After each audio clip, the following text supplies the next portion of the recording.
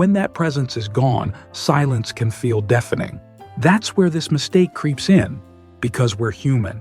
And humans don't like pain, so we start looking, sometimes desperately, for anything that makes the pain just a little quieter.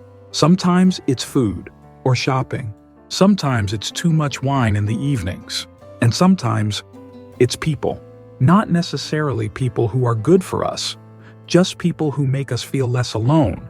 I remember this man from my community years ago. His name was Alan. He lost his wife of 38 years to cancer. She was his best friend, his anchor, his everything. And within 4 months, barely before the seasons had changed, he was engaged to someone new.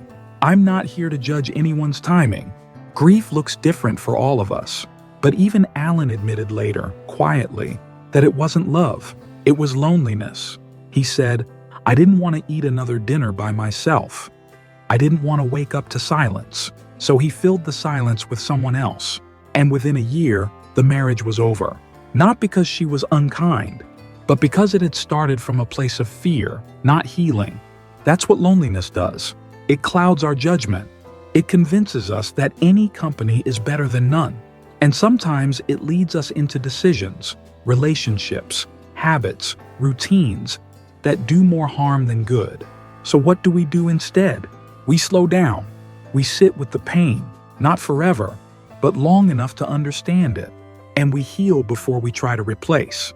Here are a few things that help me and people I love through that ache. First, write it out. Journaling isn't just for teenagers or writers. It's a way to speak to yourself, especially when there's no one else to speak to. Write about your memories, your anger, your hopes. Let the page carry what your heart can't hold alone. Second, join a support group. There are grief groups in most towns and hundreds online. You'd be surprised how healing it is to sit in a room, physical or virtual, where people simply get it. Third, reconnect with old friends. You know the ones. The people you used to see every Sunday or every summer, and then life got busy. Pick up the phone. They might be missing you too. And remember this, something I wrote in my own journal one night. Not every silence needs to be filled. Some spaces need to heal first. So if you're finding yourself reaching quickly for something or someone just to not feel so empty, pause. Give yourself time. You're not broken. You're grieving.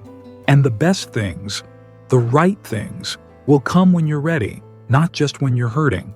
Coming up next, we'll talk about another quiet trap, one that sneaks in not because of what we do too soon, but because of what we stop doing altogether, connecting with the people who still care. Now let's talk about something that happens quietly, so quietly that we don't even realize we're doing it until we've already built walls around ourselves. Mistake number 3, pushing family or friends away. Grief doesn't always look like crying.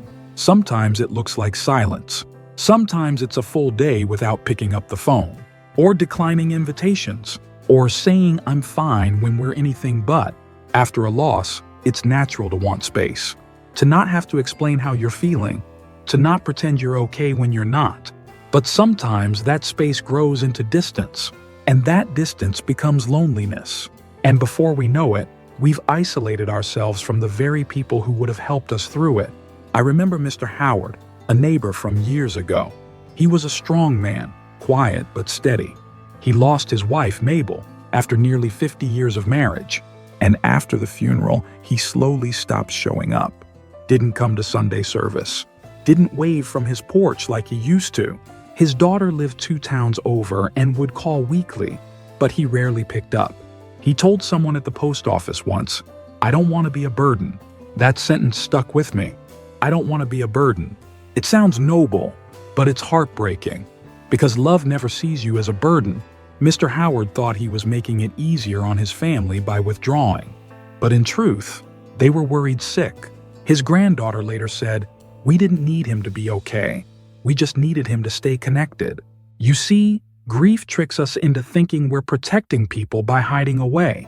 But connection is how we survive, especially as we grow older. Social isolation isn't just a feeling, it's a health risk. Studies show it can increase the risk of depression, heart disease, and even early death. It affects sleep.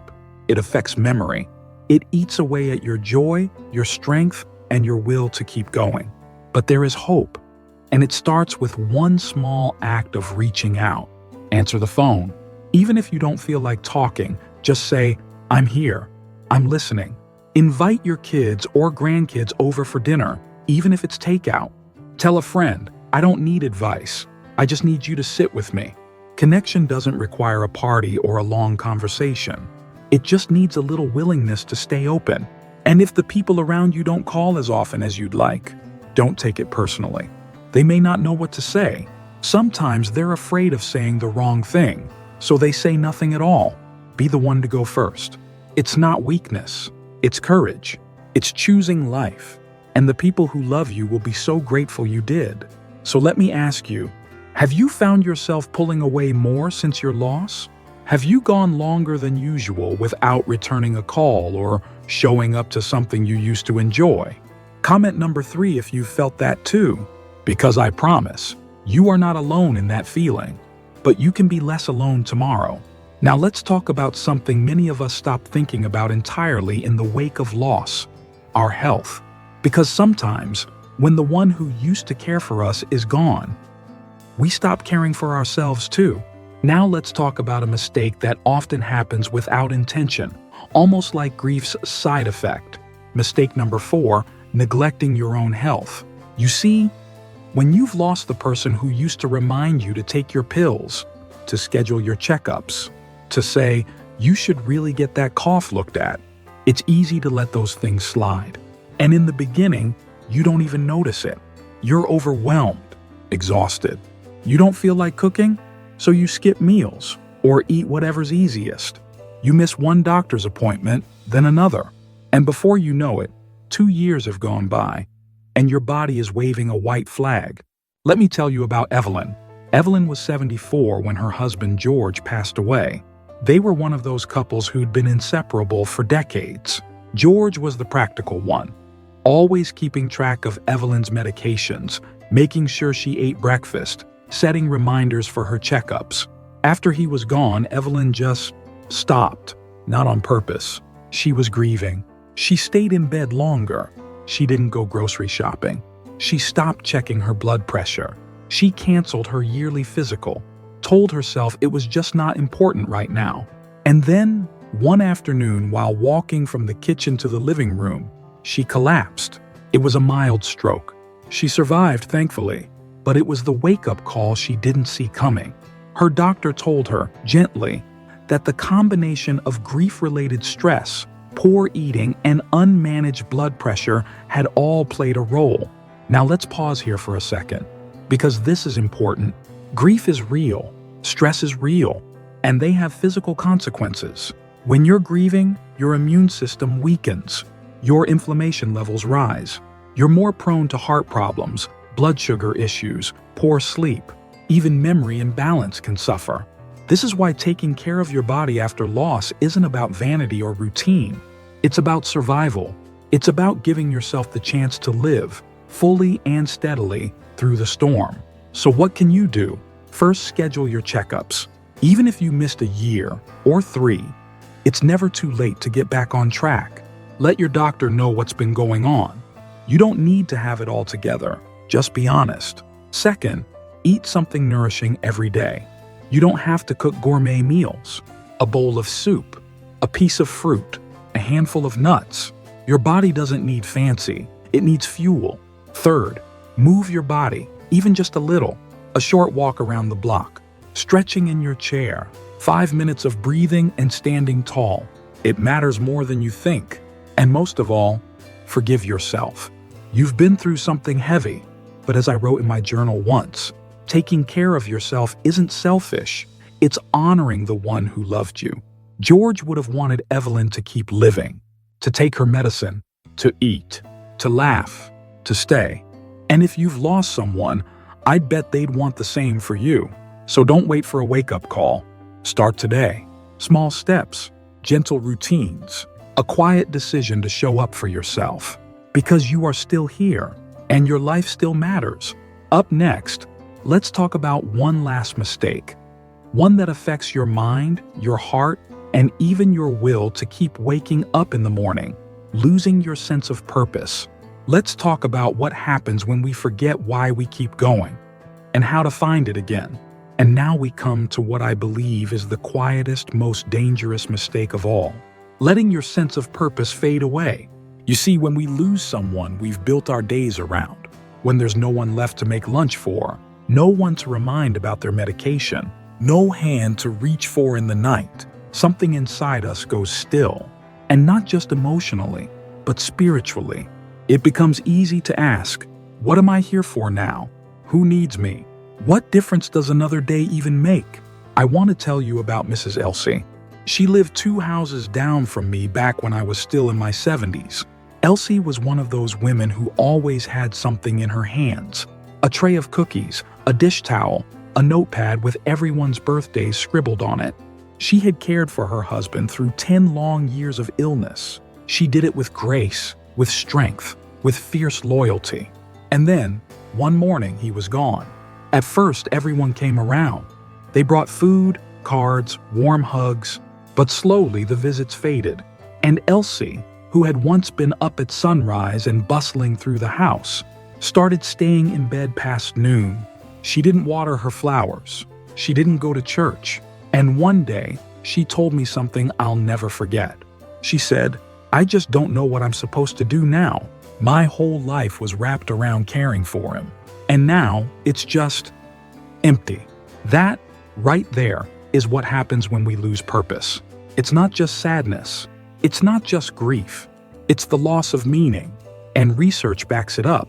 When older adults no longer feel useful or needed, their risk for depression, cognitive decline, and even mortality increases significantly. But Elsie didn't stay in that place. One of her daughters gave her a blank notebook and said, "Mom, you always said you'd write down your story one day. Maybe now is the time."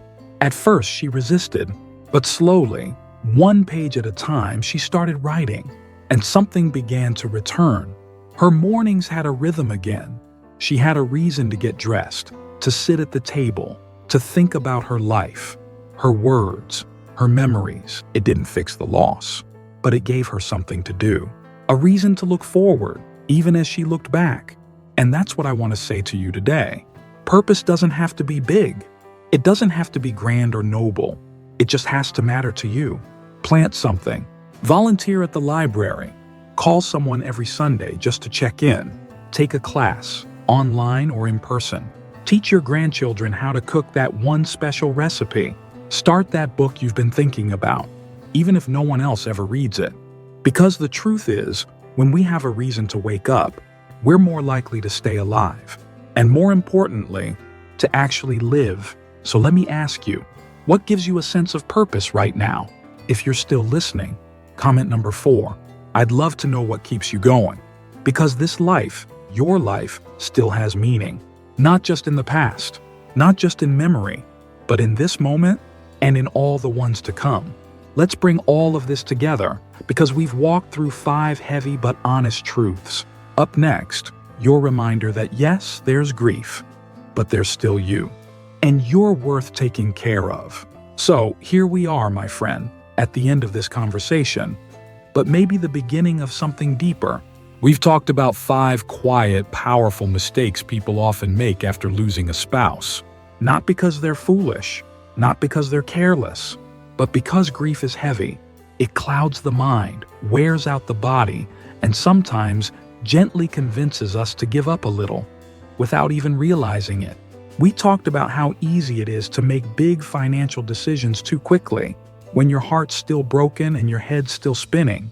How loneliness can tempt us into emotional shortcuts, relationships, routines, even habits that don't serve us.